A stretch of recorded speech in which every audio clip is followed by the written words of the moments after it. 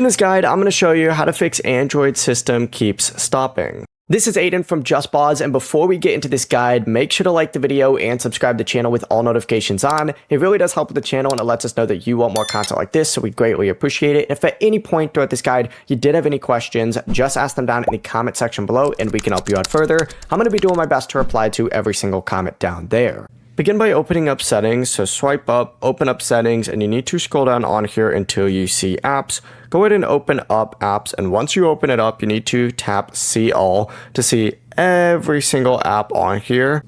And then either go ahead and search for it or just scroll down until you find it, and what you're looking for is Android System Intelligence. Go ahead and open that up. It'll look something like this for you, and you need to select storage on here. So scroll down a little bit, select storage, and in this section, hit cache, and you're going to want to select clear cache down at the very bottom. Once that's done, restart your phone and then return to settings, and this time open up software update and download any updates that are available. Then go back here again, and this time what you're going to want to do is go back to apps and select, instead of Android System, Google Play Services, and do the exact same thing. You can also just look for Google Play and it'll do the exact same thing as well. Just restart your phone one more time and check whether the system error has stopped appearing.